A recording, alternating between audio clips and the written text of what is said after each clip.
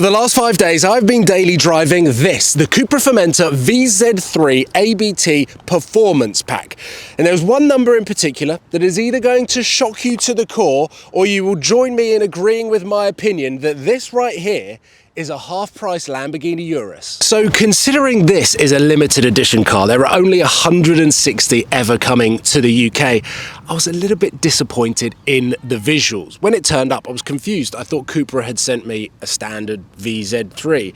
Being a limited edition car, I was expecting aggressive front splitters, side skirts, rear diffusers. If you look at ABT cars and what they do to Audis and Lamborghinis, they're always aggressive and obviously limited edition. And I feel in the car space, you want something to stand out if you're buying a limited edition car. And from the outside, it's got the same paint as all of the other Formentors. It's got the same gunmetal wheel flares. It's got slightly different wheels, but hard to tell when you're driving down the road. And it's got an Akrapovic exhaust that looks slightly different to the standard one. So it's really hard to tell the difference. But when you drive it, my God, does it transform. Now, as cool as it is to be driving around in an ABT Cupra, even though visually it looks exactly the same as every other Formentor, I wouldn't necessarily clarify this as an official limited edition car. And what I mean by that is this car isn't built and put together in the ABT factory in Germany, and it's not actually done at the Cupra factory either. You would order your VZ3 or your VZN. Once it's arrived at the dealership in the UK, that's when everything gets installed. And whilst that's cool and you get some really nice features like these Cupra bucket seats that have amazing carbon fiber on the back, you get these extended elephant ear style paddles, you also get an ABT start stop button. For me, the party trick is the remap, and it is so cool that at dealer level, before you take delivery of your brand new car, you can get a remap by ABT, add 60 PS and still have warranty, because ABT will put a 5-year warranty on the tune on top of the Cupra warranty.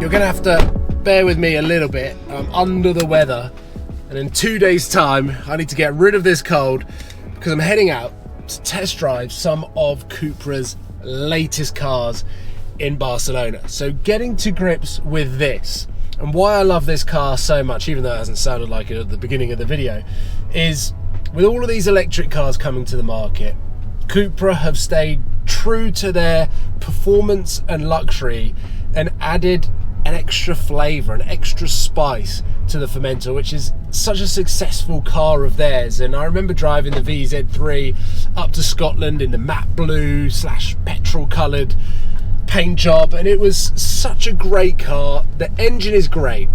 However, I actually think it's the one thing that lets it down in my argument as to why I believe this is better than a half-price Urus. That is because the price tag of this car, that unfortunately does not include a pan roof, which is slightly disappointing. This spec, £67,000, 815.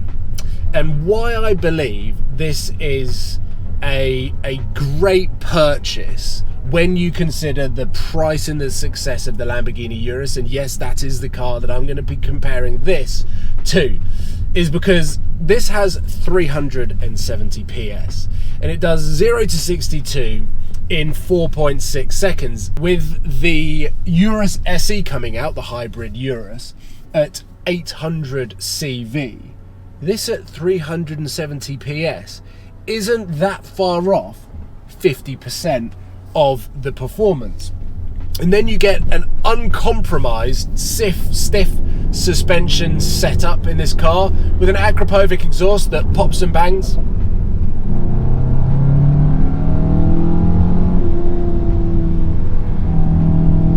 Wait for it. It's not making too much noise.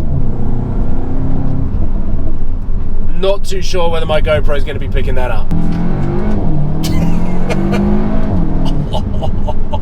Let's say the Urus is 10 out of 10. Let's just, for argument's sake, say the Lamborghini Urus as a performance SUV is 10 out of 10. This car, against the Urus, is way more than a 5 out of 10. And then, that is where I feel like you're getting the value for money. The Lamborghini Urus carries such a premium because of the badge that I was driving this around thinking, how much would Lamborghini get away with charging for this exact package if they wanted to create an entry-level Lamborghini? They could take this package, and I look at this car and think some of it is similar in terms of its exterior design lines to that of the Urus. And I was going, imagine if this had a Lamborghini badge, what would they be able to charge for it? So the inclusive package of the ABT Performance Pack, in my opinion, gives you more value for money than the Lamborghini Urus, which is why I called it the half-price Lamborghini Urus. But actually, if you doubled the price of this car, you still wouldn't get a 6-year-old Urus with 60,000 miles, because they're still up at £180,000. So that is why I will stick true to the argument that this is better value for money. Well, we have waved goodbye to the ABT Cupra Formentor and welcome to the all-new Tavascan. I'm so excited to get behind the wheel of this car. It is a stark contrast to the German-tuned Formentor, but behind me we have a car that I actually saw on the public unveiling a couple of years ago here in Barcelona, which is one of the reasons why I'm so excited to drive it, but also I used to daily drive the Cupra-born VZ3, so I am well accustomed to the Cupra EV range. But ladies and gentlemen, welcome to their second all-electric car, and this is their first ever SUV coupe, and I have to say, I really like the looks of it inside and out with this Atacama Desert paintwork, which is a rather fitting colour because I've actually been to the Atacama Desert and it is a rather similar colour to what we have on this paint here. And we have come up into the mountains to try and give this car the best test possible. And I know that this video has been all about the price of the Formentors so far, but I've just found out the price of this and it is a massive shock in comparison to the £67,000 price tag of the Formentor, because this starts at 47 grand. Now, for the first time today, I actually want the sun to stay behind the clouds, but I think it's creeping out. I actually think with a little bit of cloud cover, the lines get accentuated on the exterior of this car a little bit more, but I love the way it looks. And I think there are so many reasons why £47,000 is good value for money. And we'll run through a few of them before we head back down the mountain and take this car on a little bit of a drive. But to begin with, all electric cars are expensive. So £47,000 for an SUV, family-sized coupe that uses the ID4 platform but looks so much better, so much more interesting, so much more exciting than the ID4 is a massive plus point. And then you consider when I took delivery of the Cupra-born VZ3 with all of the spec, that was coming out at around £45,000, which at the time I thought was good value for money considering the performance, the technology, the design and the range that you get. But we'll get into some of the details with this car. But one of the biggest things for me that I absolutely love, talking of audio in electric cars, is the new Sennheiser 425 watt sound system that is in this car that absolutely bangs. As I get comfortable and try and figure out my way back to Cupra head office, which I think I have found whilst I've got 1 bar of 4G, there we go, 21 minutes away, there we go. Welcome to the interior. Let me put my foot on the brake to unlock the steering. Welcome to the interior of the Tavascan, a futuristic, beautiful, architectural masterpiece in a car that is sub £50,000. Look at this design here. It's unique, it's daring. You wouldn't see any other manufacturer try this unless it's Lamborghini, really. You feel like you're in a bit of a fighter jet. And these door handles here, which I'll try and capture, are absolutely sublime when you've got this curved door card here. You've got the winged air vents here, which I believe are an industry first. They're the thinnest air vents that still have the full capability and functionalities of any air vents on the market. They are super powerful, actually. So you get all of the standard driving modes. You've got this very similar Cupra-born display here, which is quite small, but it gives you all of the information that you need. Sennheiser sound system is very good. You've got this huge display now, and actually an entirely new customizable interface. And these buttons along here are illuminated, which makes a huge difference because my Golf GTI Mark 8 had this, but it wasn't illuminated. So at night time, you were kind of pressing blindly to have any idea as to what you were doing here. And actually, I know it's in auto at the moment, so let's calm the air conditioning down a little bit and get on our way back, because it's going to take me 20 minutes to get back, and then we've got to get back to the hotel in time for dinner. But let me run through some of the details that I've wrote down from the press conference, because it is rather interesting. So you get the rear-wheel drive version and the VZ all-wheel drive version. When you go for the rear-wheel drive, you get the most range out of the car, which can go up to 353 miles or 568 kilometers. But if you go for the VZ all-wheel drive and you're going for the performance and you've got the dual motor, then that goes up to 340 PS. So you get more power, less range in the upmarket model. But if you go for the rear-wheel drive, then you get the longer range, but the less power. And then you can go for various optional packs that can spec the car up. And it is designed to basically make the purchasing experience that much more seamless and also quicker for Cupra to manufacture and deliver their cars. So we're going to crack on. Don't know what driving mode we're in at the moment, but we're going to make a move. Huge pan roof. I'm actually going to engage drive profile Cupra and head down the mountain in Cupra mode, which is a stark contrast to where you're getting your pleasures from in the ABT Formentor, because in that car you're listening out for the downshifts, the Akrapovic exhaust popping and banging, and then you're accelerating, holding out the gears for as long as possible to try and get the DSG farts, and that is a very petrol head perspective on a car that is built for driving thrill and enjoyment. And then you jump into the Tavascan, which has the ability of completely switching you off from the outside world, because the road noise is so quiet that actually if we take it into comfort mode, everything relaxes. And just listen. And I know we are in Spain, where the tarmac is incredibly smooth, so it is probably not the best test if you're watching this from the UK going, I'm going to go and buy a Tavascan, because that sounds amazing for road quality and just cancelling out any noise from the outside world. Well, I can imagine it will be a little bit noisier in the UK, because our roads are absolutely terrible. But this is super smooth, so you get a really, really quiet and luxurious ride quality as you're cruising down. And in comfort mode, it is a beautiful car to drive, super spacious, so much glass, a really, really nice place to be. And then obviously you've got this incredibly futuristic interior. When you do put it into Cupra mode, I know this probably isn't the best place to do it because it's quite twisty and turny. I'm just going to let that car in front go as this Audi kind of cuts the corner, and then put my foot down. Jesus Christ.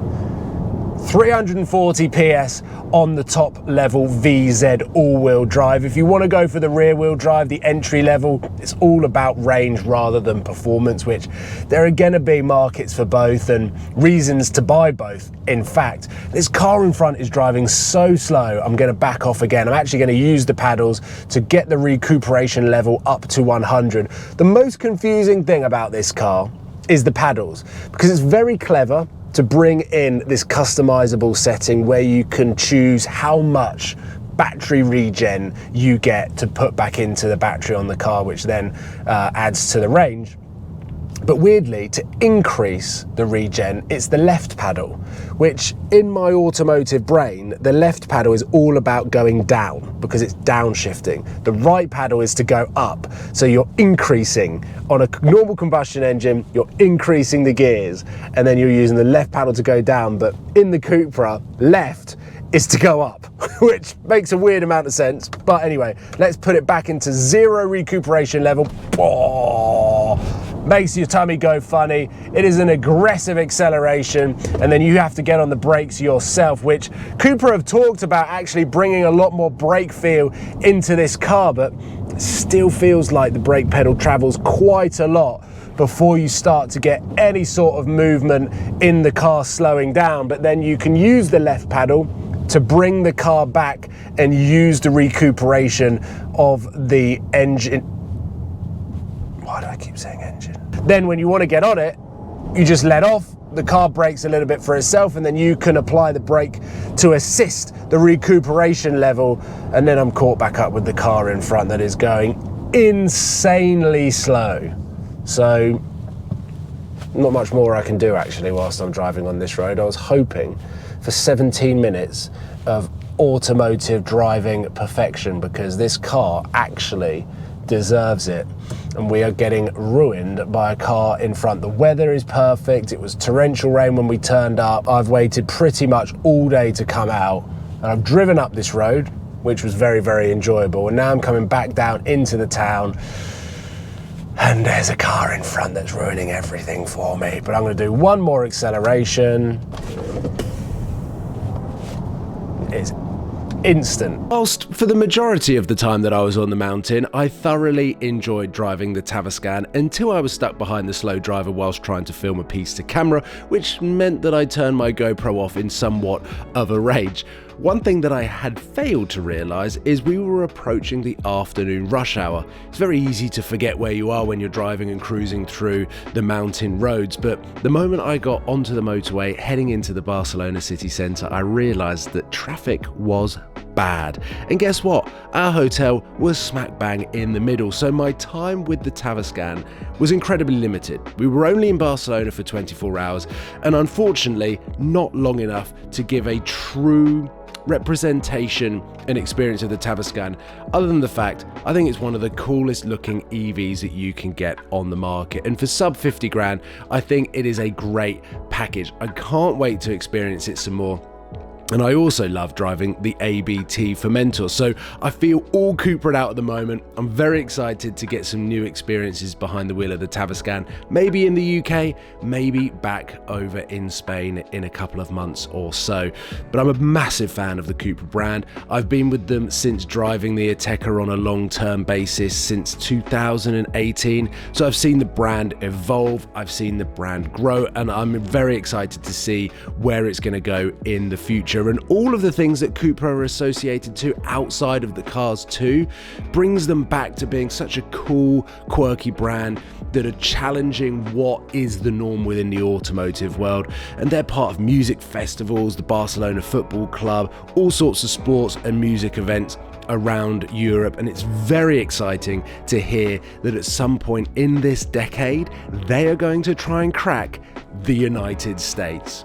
Huge news, and I cannot wait to see where the Cupra brand go in the not too distant future, and I can't wait to put more miles on their cars.